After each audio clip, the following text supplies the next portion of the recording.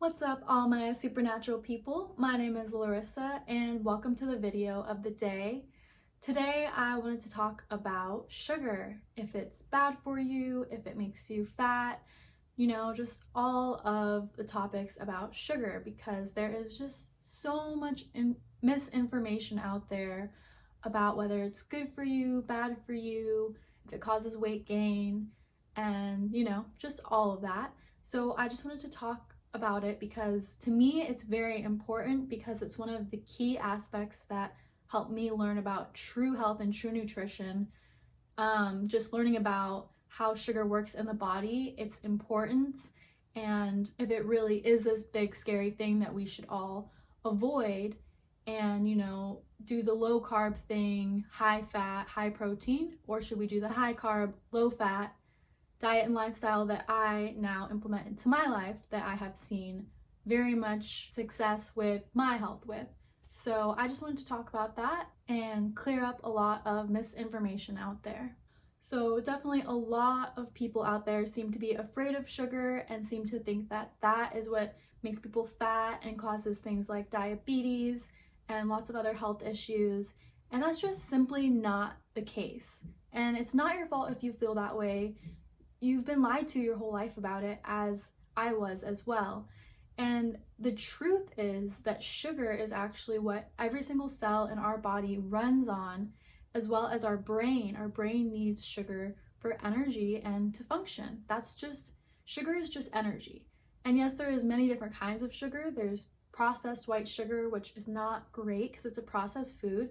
And then there's natural sugars found in foods abundantly, like fruit and vegetables and all different kinds of plant foods. They naturally have sugar, and that's where we want to get all of our food sources from, are these natural unprocessed foods. It doesn't matter what kind of macronutrient we're talking about.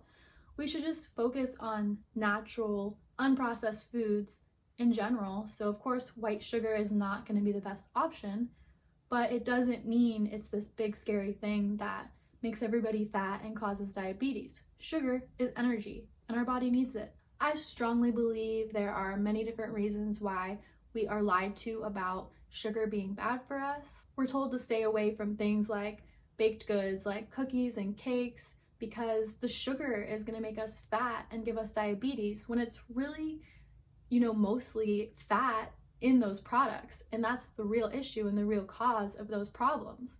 But why are we lied to about this? I mean, look at the animal agriculture industry.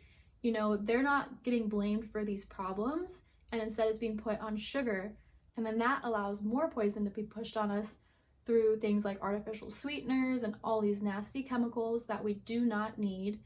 And instead we do just need the sugar. And it's also just a great plan, for the dieting industry as well, because all of the confusion just keeps people in this never-ending cycle of trying to figure out how to be healthy and how to lose weight. And they have all these other products pushed on them that, when you're in a confused state and you're trying to look for the answer, you'll fall for anything. So when we really look at our biology here, we see that our cells run off of glucose, which is a form of sugar. And that is what it wants to be energized and happy. That is why we are designed to, specifically live off of lots and lots of fruit. Fruit is full of all the glucose our bodies need to be energized. It's full of, fiber and hydration and tons of nutrients. And so that's the obvious sort of fuel source for our body. And out of all the macronutrients, out of carbohydrates, fat, and protein, our body naturally wants to always use carbohydrates first for energy. It's just obvious that that's what it wants. That's what it wants to use for energy. So there's no reason we should think that it's bad for us and that things like protein actually give us energy or fat gives us energy, because it doesn't. I mean, our body can use those things for energy when they're forced into it, but it's not in a healthy state. And as you can see, we've had this myth that protein gives us energy. We need to eat these protein bars, protein shakes. And you'll hear people say all the time, oh, I'm feeling a little sluggish or tired, I need some protein. And that is not the answer at all. Like, that literally makes no sense, but it's this marketing that's been pushed on us to think that way. But if you look at the real science of how our bodies work, protein only gets converted into energy when we have an insufficient amount of carbohydrates that we're consuming. And it's this huge long process that our body has to go through, and it's very inefficient when we can just fuel our body with carbohydrates. That's what it wants to use. So anyway, when we put our body into that state where it's forced to use protein as energy when we're restricting carbohydrates, it just goes ahead and converts the protein into glucose to use it through a process called gluconeogenesis. And it's just so unnecessary when we can just be getting energy from the carbohydrates instead. But like I said, we've been lied to, and we've been fooled into thinking that, carbs and sugar are bad for us and make us fat and cause diabetes. So I can see why so many people are fooled into that.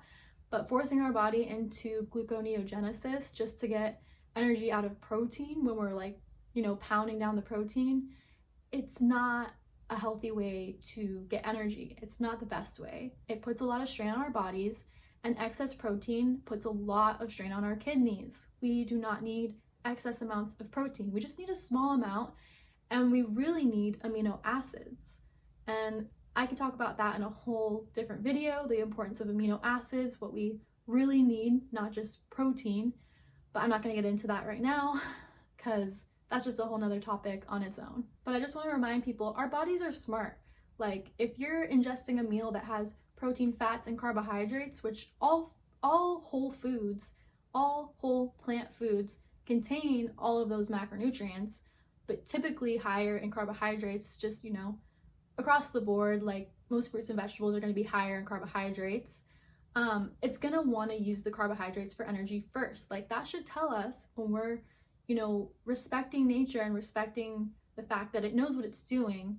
Like, that should tell us right there that carbs are perfect for energy. That's what our bodies want to use them for.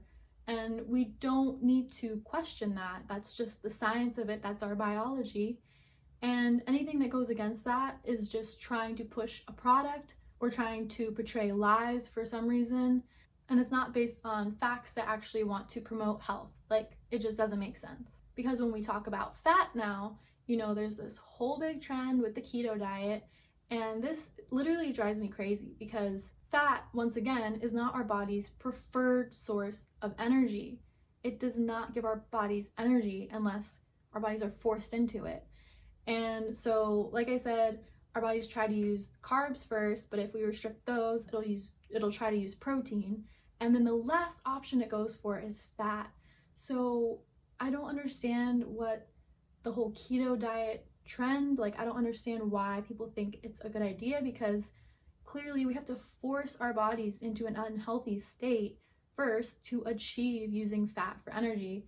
And it just doesn't make sense, when the outcome should be about being healthy, that we should be just focused on a healthy diet and lifestyle. Like, have you guys ever heard of a really serious health condition called ketoacidosis? Like, this is an actual, health condition called ketoacidosis, a serious diabetes complication where the body produces excess blood acids, ketones, when there isn't enough insulin in the body. So this is a serious medical condition, and it's being turned into a diet trend because #weight loss. And it's not a sustainable long-term solution for health. There may be some weight loss stories about it, but is that worth the risk of putting your body into a state of acidosis and walking around having terrible breath and just being all mucked up on the inside? Like, you're not addressing the root of a problem here. You're just forcing your body into a state of starvation with the lack of carbohydrates in your diet. And this forces almost everybody that I've heard of on a keto diet to be extremely reliant on caffeine. Like, I haven't heard of a single person on a keto diet that doesn't indulge in daily doses of caffeine, anything from coffee to matcha to tea to chocolate, and just huge amounts. Because when you're not giving your body the natural source of energy from carbohydrates, you're going to be forced to get energy from another source. And caffeine isn't real energy, it's just a jolt of adrenaline, which really messes with your adrenal glands and just destroys them over time. Like, trust me, I really messed up my adrenals in the past with tons and tons of caffeine consumption. But, this just shows us that this diet is not sufficient, because if it was, they wouldn't be reliant on caffeine for energy. If you could use fat for energy and function properly, you wouldn't need the caffeine in your life to help you function. Like, a healthy diet should give you everything you need without the use of that kind of poison, because once again, it's going to cause even more acidosis in your body, because caffeine products, especially coffee, are extremely acidic. They acidify the body, and that's not what we want, because disease cannot exist in an alkalized environment. Disease thrives in an acidic environment. Things like cancer, diabetes, inflammation, it's all caused by extreme acidity, and that's what these kind of diets do. And even when we're not, intentionally forcing ourselves into a ketogenic diet, when we're eating primarily lots and lots of animal products, all the meat, dairy, and eggs, like, that's just what's going to happen, because those are acid producing products, and they're not designed for the human body. That's why we become acidic and develop disease, because we're putting improper foods into our body, especially, along with all the processed foods that most humans eat today too. Hey guys, so I decided to end the video for today here so that it wouldn't get too long, and instead divide this into a part 1 and part 2, because the next topic that I go on to talk about is also very important and takes up about another 10 minutes. So I will save that for the next video that I upload for you guys. So I hope you all have a wonderful day, and I hope this information was helpful. Stay tuned for the next video in the next couple days. It's going to be about sugar and diabetes and insulin resistance, since I actually come from a past of insulin resistance, so I have quite a bit of insight on this, and once again, just talking more about sugar. So stay tuned for that, and check the link in the description below for my free ebook out right now called 3 Secrets to Supernatural Health. And you can also find me on Instagram, and I will see you guys in the next video. Bye!